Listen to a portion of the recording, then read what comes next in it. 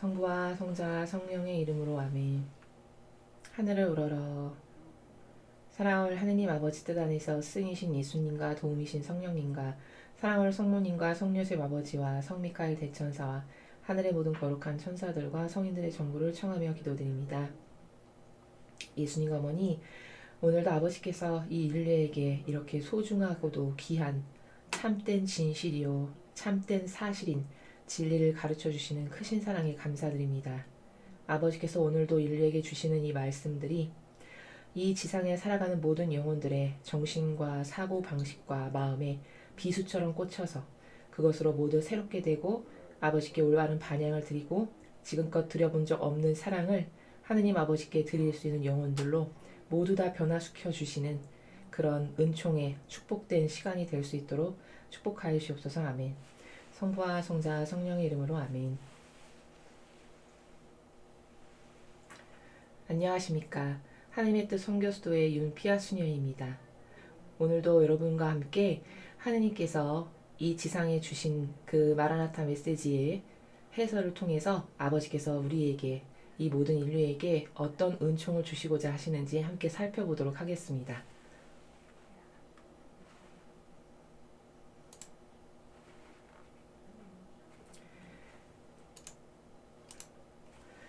2019년 10월 14일 대중을 위한 메시지.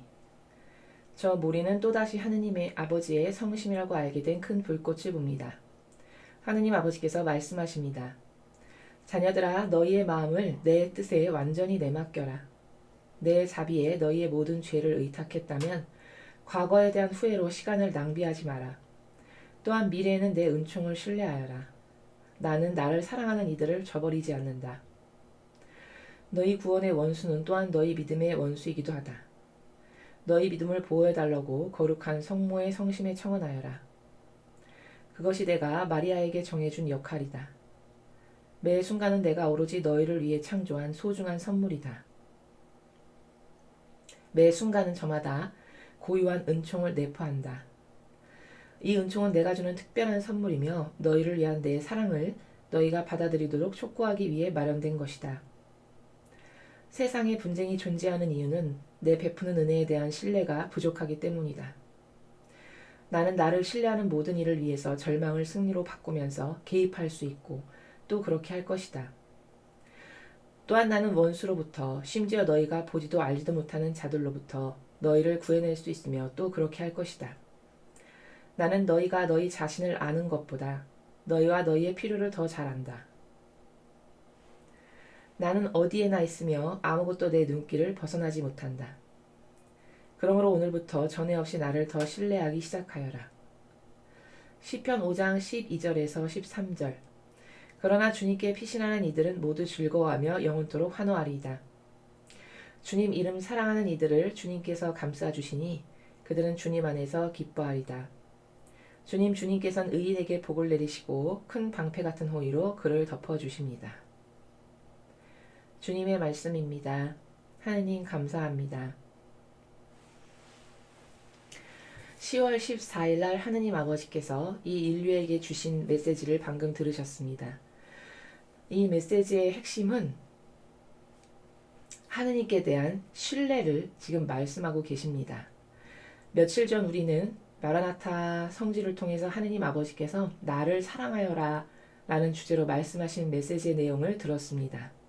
제가 그 메시지를 여러분께 말씀드리기를 사랑은 왜 나를 사랑하여라 라고 아버지께서 요청하셨는가 그 이유를 똑바로 올바르게 깨달아야 한다고 말씀드렸습니다.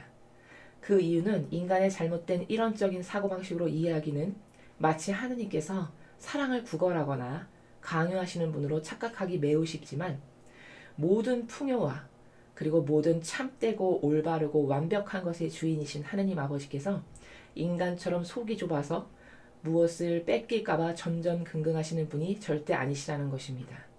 하느님은 어떻게 해서든지 하나라도 더 많은 것을 인류에게, 우리 영혼들에게 주기를 원하시는 그런 자애로운 아버지십니다. 세상의 올바른 부모도 자식을 정말로 사랑한다면 자신이 가지고 있는 그 어떤 것 중에 하나 빼앗길까봐 전전긍긍하는 부모가 과연 있겠습니까? 그런 부족한 인간도 그럴진데 완벽하신 하느님 아버지께서 무엇이 부족하거나 무엇을 뺏길까봐 전전긍긍하거나 속 좁게 어떤 것을 가리고 회피하는 그런 하느님이 아니시라는 것입니다. 그럼 그런 하느님께서 왜 나를 사랑하여라 라고 말씀하셨는지에 대해서 우린 명백하고 정확하게 이해할 필요가 있습니다. 그것은 제가 말씀드렸듯이 사랑해서 하나 됐을 때만이 그분이 가지고 계신 모든 풍요와 온갖 존귀함과 부귀함과 은총과 또 부족함 없는 그 하느님이 가지고 계신 모든 보화를 인류에게 나눠주실 수 있기 때문입니다. 지상의 어떤 부모도 자신이 가지고 있는 그 모든 것을 자식에게 물려주기를 원하죠.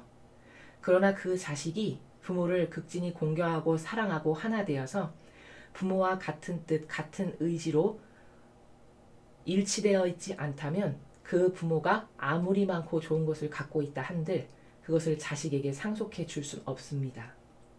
마찬가지로 하느님 아버지께서도 순전히 우리를 위해서 그 모든 풍요의 주인이신 아버지께서 모든 것을 나눠주시기 위한 통로가 사랑이기 때문에 사랑으로 하나 되었을 때만 주실 수 있기 때문에 그것을 인류에게 요청하신다라고 제가 말씀드렸습니다.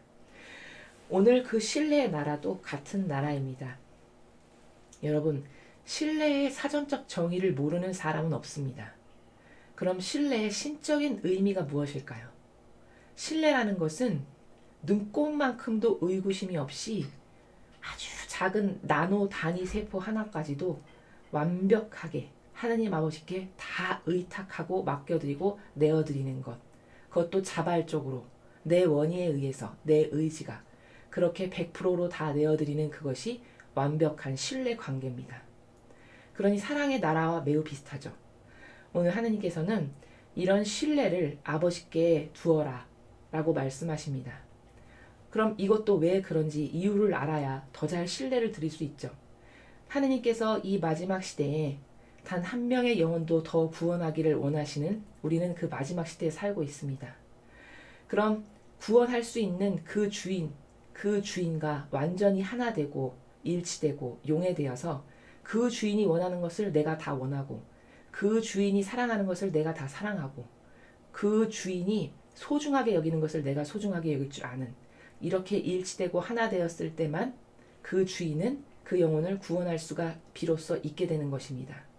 이렇게 해서 천상에 갖다 놓아야 악이 저 영혼은 왜 구원되었습니까? 라고 이의 제기를 할 수가 없겠죠. 왜냐하면 하늘나라는 공정함과 그 공명정대함이 이 지상하고 비교할 수 없을 만큼 바늘구멍 하나도 들어갈 수 없을 만큼 완벽한 공정과 정의를 따르는 법칙이 존재하는 나라이기 때문입니다. 그러므로 마귀가 무엇을 이의를 제기해서 저 영혼은 이때 이렇게 반향했는데 왜 구원되기 합당합니까? 라고 이의 제기를 할 수 없을 만큼 완벽한 그런 사랑과 그런 감사와 찬미와 영광을 드릴 줄 알고 올바르게 아버지의 뜻을 행할 줄 알고 하느님의 권리를 인정해 드릴 줄 아는 이런 영혼만이 구원되기에 합당하며 어느 누구도 이의를 제기할 수 없는 타당한 그런 영혼이 된다라는 말씀입니다. 그러므로 신뢰는 역시 하느님께서 하느님 자신을 위해서가 아니라 우리 인류를 위해서 인간을 위해서 특별한 처방 방법을 가르쳐 주시는 것이다 라는 관점에서 여러분께서 오늘의 메시지를 이해하시면 올바른 이해가 됩니다. 첫 줄부터 보겠습니다. 자녀들아 너희 마음을 내 뜻에 완전히 내맡겨라. 이 내 뜻에 완전히 내맡겨라가 제가 지금까지 설명드린 바로 신뢰의 나라입니다. 사람은 보통 나는 하느님을 믿지. 나는 하느님을 사랑하지. 그럼 나는 하느님을 신뢰하지. 이렇게 입으로 말하는 것은 매우 쉽습니다. 자, 그러나 신뢰관계라는 것은 어떤 것이냐면 고통이 다가왔을 때 가장 신뢰관계를 잘 입증할 수 있습니다. 나에게 아주 작고 미세한 고통만 와도 그것에 대해 불평불만을 하거나 그것에 대해 하느님 탓을 한다거나 하느님은 더 이상 나를 사랑하시지 않아. 나를 떠났어. 이런 사고방식과 정신으로 살아가는 사람을 완벽한 신뢰관계에 있다라고 이 세상 사람도 그렇게 말하지 않습니다. 좋을 때는 하나 되기가 다 쉽습니다. 그러나 어렵고 형편이 나빠지고 좌절과 절망과 실패 가운데 있을 때에도 이것이 모두가 다 하느님께서 나를 위해서 마련해 놓으신 특별한 은총의 선물의 시간이야. 이렇게 말할 수 있는 영혼은 매우 드문 것이 현실입니다. 그럼 왜 이런 것을 인식할 수가 없냐? 교회가 가르치지 않아서죠. 고통의 효용과 가치는 이루 말로 할 수 없을 만큼 이루 다 헤아려서 말로 표현할 수 없을 만큼 큰 것입니다. 사람은 고통이 있어야만 성숙해질 수 있고 고통이 있어야만 그것을 딛고 일어날 때 비로소 성공하는 그런 사람이 될 수 있습니다. 세상의 훌륭한 모든 운동선수들도 가만히 살펴 들여다보면 그 어떤 운동선수도 고통 없이 정상에 오른 선수는 단 한 명도 없습니다. 사람들은 착각하기를 그가 누리는 영예와 영광, 그가 누리는 명예, 그것만을 보고 그 사람을 어떻다 저떻다 말하지만 사실 그 선수가 하나의 금메달을 따고 세계를 제패하기까지는 평범한 사람들이 감히 상상할 수도 없을 만큼의 고통을 사랑했고 끌어안았고 수용했고 그 과정이 있었기 때문에 그가 남과는 다른 성취를 할 수 있었다는 것은 누가 들어도 이해할 수 있는 자명한 일이라는 것입니다. 그러므로 이 인간의 한 단면에서도 이렇게 살펴볼 수 있듯이 하느님께서는 고통을 순전히 한 영혼을 위해서 주신다 라는 나라를 제가 여러분에게 말씀을 드립니다. 그리고 그 고통의 혹독한 시간에 어떻게 반영하느냐가 하느님과 과연 몇 퍼센트의 신뢰 관계에 내가 있는가를 여러분 스스로가 체크하실 수 있는 아주 매우 유용하고 좋은 방법이라는 것을 또한 여러분께 말씀드립니다. 내 자비에 너희의 모든 죄를 의탁했다면 과거에 대한 후회로 시간을 낭비하지 마라.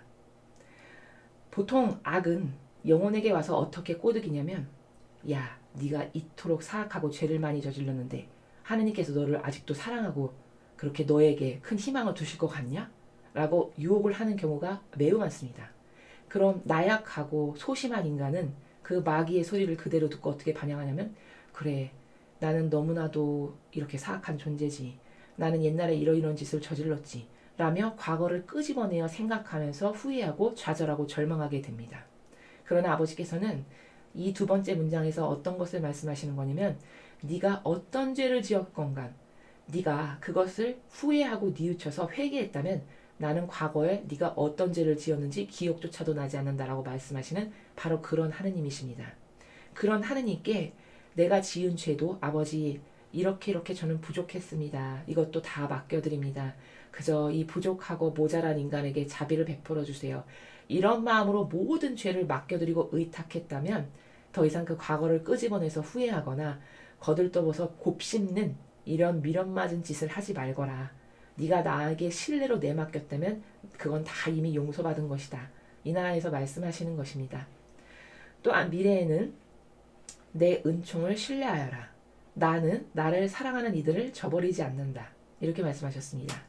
여러분이 많은 분들이 깨닫고 이미 느끼고 계시겠지만 지금의 이 시대는 매우 혼탁하고 매우 사악한 악이 이 지상의 과거와는 비교할 수 없을 만큼의 수십 배, 수억만 배로 뛰쳐나와서 영혼들을 잡아먹어 가고 있는 그런 마지막 사악한 시대입니다. 그래서 이런 시대에 지금 우리가 살아가고 있는 이 우리나라의 환경이나 미국이나 기타 다른 나라도 보면 너무나도 많은 악이 휘젓고 다녀서 좌절하고 절망하시는 분들이 참 많습니다. 그래서 나라에 앞날을 두시고 걱정하시는 어르신들도 굉장히 많이 저는 보았습니다.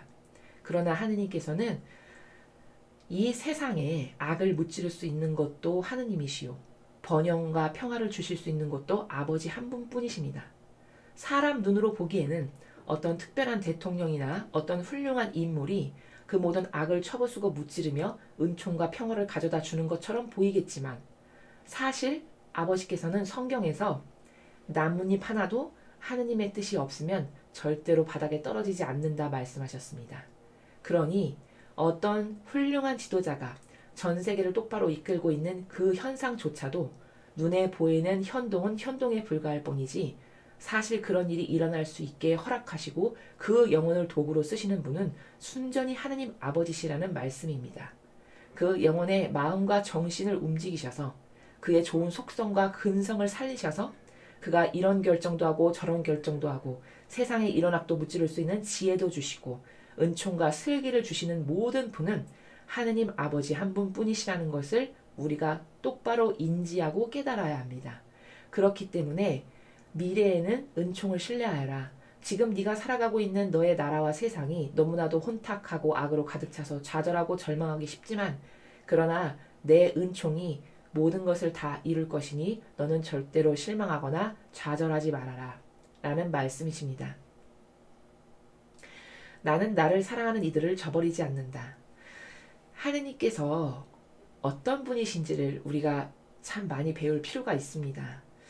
하나님은 인간처럼 변덕스럽거나 어떤 기준을 기분에 따라서 시시각각으로 바꾸시거나 혹은 사사로운 감정으로 과거의 것을 끄집어내시거나 이런 분이 절대 아니시라는 것이죠. 한번 무엇을 마음먹고 축복하기로 정하셨으면 그 축복을 끝까지 주시는, 항구하게 그 약속과 신의를 절대로 저버리지 않으시는 그런 하느님이십니다. 그렇기 때문에 하느님께서 인간에게 말씀하시기를 나는 나를 사랑하는 이들을 저버리지 않는단다 하신 것입니다. 그래서 성경에 이 말을 예수님께서도 이렇게 하시죠. 너의 어미는, 너의 부모는 너를 버릴지 몰라도 나는 너를 절대로 버리지 않는다라고 성경에서 말씀하셨습니다. 바로 그 나라가 아버지께서 나는 나를 사랑하는 이들을 저버리지 않는단다 라고 말씀하신 그 나라임을 우리 모두가 잘 깨닫고 이해해야 하겠습니다. 너희 구원의 원수는 또한 너희 믿음의 원수이기도 하다. 자, 구원되기 위해서는 굳건한 믿음과 신뢰가 필요하죠. 그 굳건한 믿음과 신뢰가 없이는 구원되기에 합당치 않습니다. 왜냐하면 그런 영혼을 천상에 가져다 놓아봤자 악이 반대의 증거를 들이민다라고 제가 조금 전에 말씀드렸습니다. 하느님, 이 영혼은 이때 이렇게 반향했고 이때 이런 악을 저질렀고 하느님을 이렇게 사랑하지 않았고 이렇게 제멋대로 자기 의지와 뜻으로 살았는데 왜 어떻게 여기에 와서 구원되기에 합당합니까? 이렇게 이의를 제기한다는 거죠. 그럼 천상은 공정과 정의의 나라이기 때문에 어느 누구도 그 사실적 백데이터를 대는 것에 대해서 아니다라고 말할 수 있는 사람이 단 한 명도 없습니다. 사실과 팩트에 근거해서 그럼 그 영혼은 천상에서 지옥이나 연옥으로 떨어져 내려가야 하는 것이 지극히 마땅한 그런 사실이 되는 것입니다. 그러므로 구원이 되기 위해서는 어떤 조건이 필요할까요? 하느님을 얼마나 많이 사랑했는가? 하느님께 얼마나 많은 굳건한 믿음과 신뢰로 의탁을 했는가? 이것이 구원되기 위해서 인간이 해야 할, 똑바로 해야 할 첫 번째 반향이다 라고 말씀드릴 수 있습니다. 너희 믿음을 보호해달라고 거룩한 성모의 성심에 청원하여라. 하느님께서는 이 시대에, 이 마지막 시대 성모님의 역할을 다른 곳에서 정의하셨는데 무엇이라고 말씀하셨냐면 구원되기 위해서 성모님의 성심에 봉헌되지 않으면 이 마지막 시대는 구원되기가 매우 어렵다라고 말씀하셨습니다. 그 말씀은 무슨 뜻일까요? 이 마지막 시대는 수천 마리, 수억만 마리의 마귀가 지상으로 뛰쳐나와서 지금 활동을 하고 있는 시기이기 때문에 무엇이 옳은지 그른지 내 영혼에 무엇이 도움이 되는지 안 되는지 이런 것을 분별하기가 매우 어렵고 혼탁한 망상과 오해로 가득한 시대라고 제가 말씀드렸습니다. 그렇기 때문에 완벽하신 성심의 그 방패막이 보호막이 되실 그 성심에 내 영혼을 자꾸만 맡겨드리고 의탁해서 성모님께 어머니 저를 보호해주세요. 제가 어떤 악에도 휘둘리지 않고 하느님과 예수님과 어머니께 올바른 반향만을 드릴 수 있는 영혼으로 저를 제발 보호해주세요. 모든 악의 위험에서 계략과 교묘한 술책과 관계에서 저를 보호해주세요. 이렇게 믿음으로 자꾸 내 영혼을 성모님께 맡겨드리지 않으면 이 시대는 내 영혼을 피난시킬 피난처, 구원의 피난처가 없기 때문에 성모님의 그 거룩하신 성심, 하느님께서 친히 지상에 있는 인간 중에 아버지께 완벽한 피아세의 정신과 완덕의 정신으로 완성을 이루셨던 그 성모님의 성심이 유일한 마지막 시대의 거룩한 피난처라고 말씀하셨기 때문에 그 피난처에 내 자신의 영혼을 의탁하지 않고서는 마지막 시대의 악에서 보호될 수 있는 영혼은 단 하나도 없다. 그렇기 때문에 거룩한 성모의 성심에 청원하여라 라고 말씀하시는 것입니다. 그것이 내가 성모님에게 정해준 역할이다. 여기 이렇게 말씀하시죠. 성모님의 역할이 마지막 시대의 역할이 무엇이냐? 구원의 피난처. 성모님의 성심은 영혼들이 구원될 수 있고 악으로부터 보호될 수 있는 유일한 구원의 피난처. 아버지께서 이렇게 성모님의 역할을 정해서 이 영혼들에게, 지상에 살아가는 우리들에게 파견하셨다라는 말씀이십니다. 매 순간은 내가 오로지 너희를 위해 창조한 소중한 선물이란다.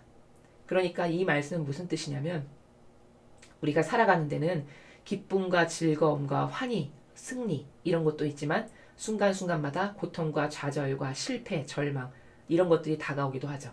그러나 제가 서두에 말씀드렸듯이 어떤 고통과 실패와 좌절과 절망도 우리를 죽여버리거나 우리를 미워해서거나 우리가 잘못되기를 바라서 아버지께서 허락하신 것이 아니라 순전히 우리의 영혼이 더 성숙해지고 더 고결해지고 더 좋아져서 하느님께 합당하게 받아들여질 수 있는 영혼으로 단련시키기 위한 세상의 운동선수가 고통으로 단련되듯이 그런 시간이므로 사실은 영혼에게 가장 소중하고 존귀하고 값진 시간이다 라고 제가 말씀드렸습니다. 그렇기 때문에 매 순간이라고 말씀하신 것입니다. 모든 순간순간마다 다 너희를 위해서 너희가 좋아지기 위해서 너희의 영혼을 더 좋아지게 하기 위해서 내가 준비한 소중한 선물들이란다 라고 말씀하셨습니다.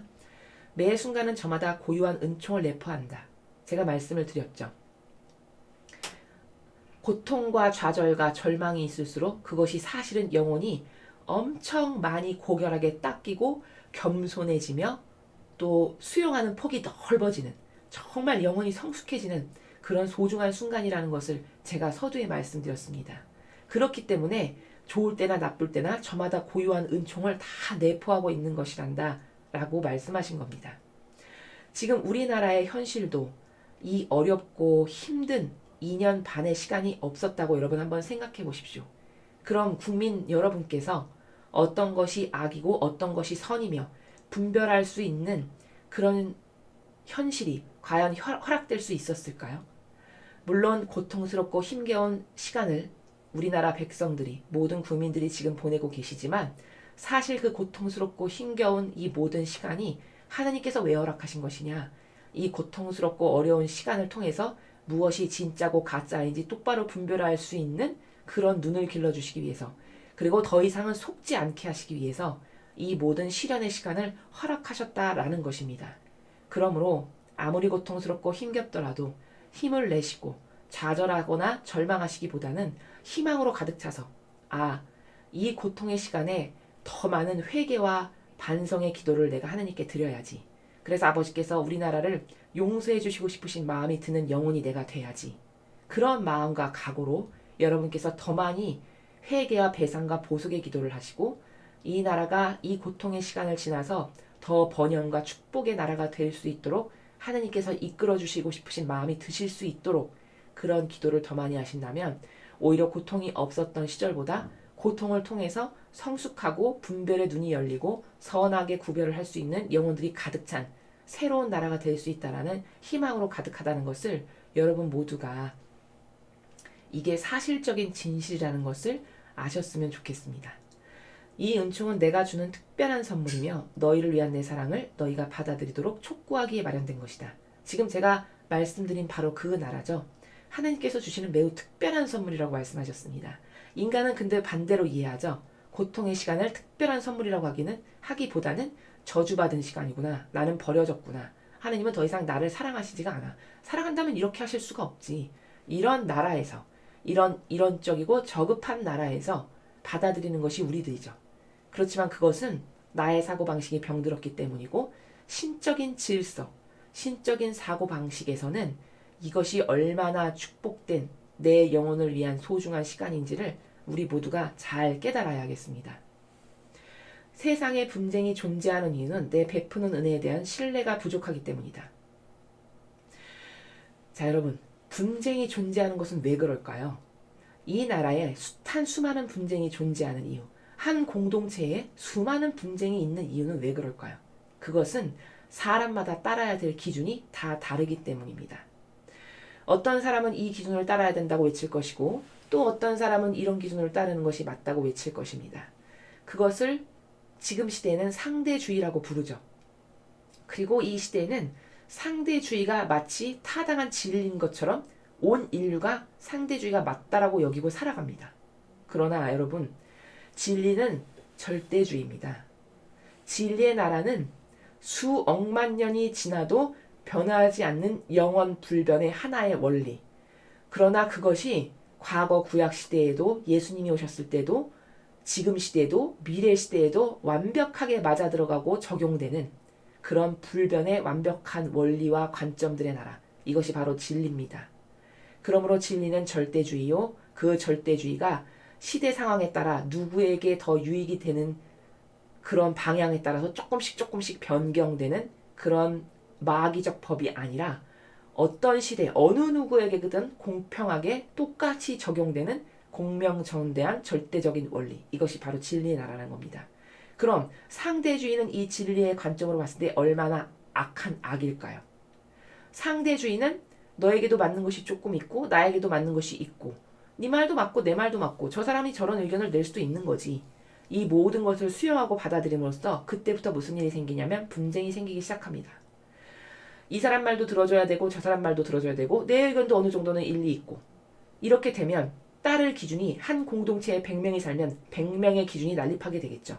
그럼 그 공동체는 어떻게 될까요? 산산조각나고 파토나는 것이 지극히 당연한 원리입니다. 그러므로 그 공동체는 평화가 없고 그 공동체를 다스리는 법은 매일같이 들쑥날쑥 바뀔 수밖에 없는, 그래서 어떤 때는 이 사람에게 더 유익하고 어떤 때는 저 사람에게 더 유리한 이런 마귀 법 중에서도 마귀 법인 상대주의가 난립하는 이 시대를 이 아버지께서 지금 말씀하시기를 깨닫게 하시기를 분쟁이 존재하는 이유가 뭔지를 살펴봐라. 바로 상대주의 때문이다. 상대주의는 진리에 완전히 반하는 마귀적 사고방식이다. 라는 것입니다. 세상이 분쟁이 존재하는 이유는 내 베푸는 은혜에 대한 신뢰가 부족하기 때문이다. 자, 하느님에 대한 신뢰로 우리나라에 살아가는 5천만 모든 백성이 아버지의 참된 진리, 진실, 진리만이 완벽하게 맞습니다. 그러므로 모든 국민은 이 진리만을 따를 기준과 법으로 선포하고 그것만을 따라야 됩니다. 이렇게 동의했다라고 한번 가정해보죠. 그럼 우리나라에 분쟁이 존재할 리가 없죠. 왜냐? 5천만 모든 국민이 따라야 할 기준이 너무나도 명확해서 이것 아닌 이상한 것을 들고 나오는 세력을 가만 놔두지 않겠죠. 아, 저건 뭐야? 진리에 반하는 거네? 그래서 상대주의로 지금 우리를 속이려는 거 아니야? 저건 마귀구나. 라면서 모두가 들고 일어나서 징계하겠죠.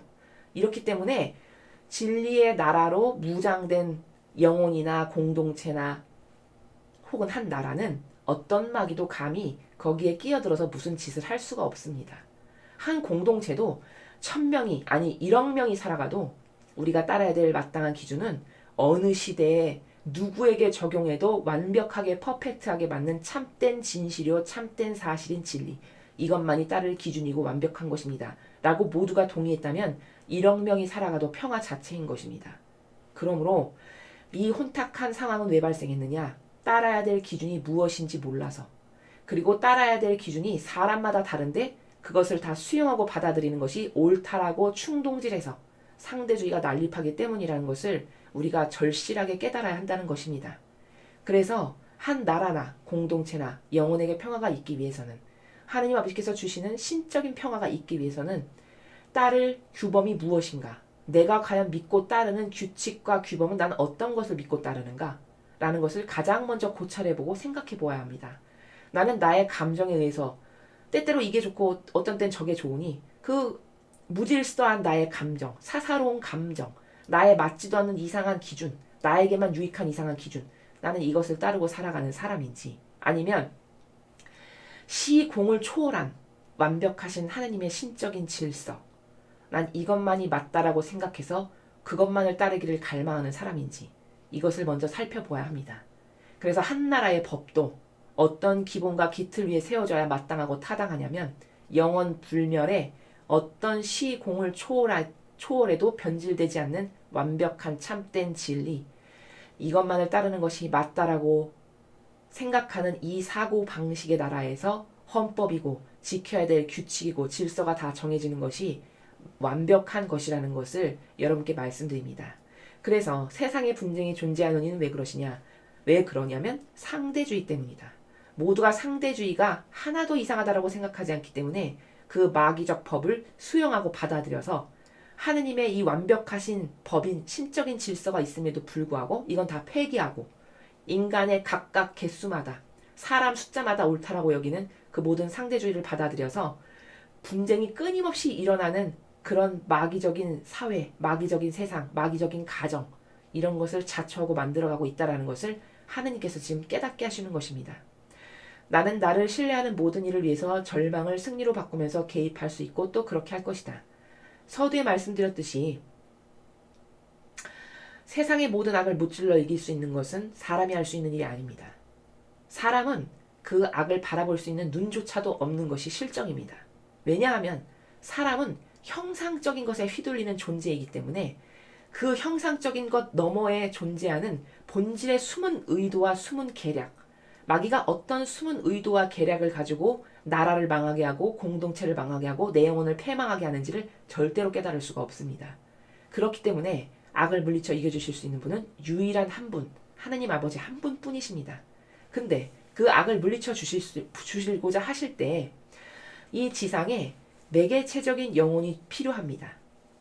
왜 그러냐 하면 어떤 한 영혼이 이 악을 무찔러 이기기 위해서 하느님께 간절한 갈망의 나라에서 매일같이 이 인류가 저지른 죄를 회개하고 배상하고 보속하는 기도를 매일 올려드리며 눈물을 흘리며 아버지 앞에 잘못했다라고 싹싹 빌면서 하나님께 올바른 사랑을 드리는 영혼이 딱 한 명만 있다면 하느님께서는 그 영혼을 매개체, 즉 도구로 쓰셔서 그를 통해서 수많은 선의를 일으키시고 악을 죽여버리실 수도 있고 사람들의 눈을 깨워주시고 영안을 열어주시는 일을 그런 방식으로 하신다는 것입니다. 그런 방식으로 하시는 것의 예표가 누구셨냐면 바로 예수님이셨습니다. 예수님은 한 분뿐이셨지만 지상에 내려오셔서 모든 잘못된 것을 올바르게 다 고치셨고 제자들을 통해서 올바른 신적인 질서를 바탕으로 둔 교회를 세우셨고 전 인류가 저지른 모든 죄악을 홀로 배상과 보속을 하셨습니다.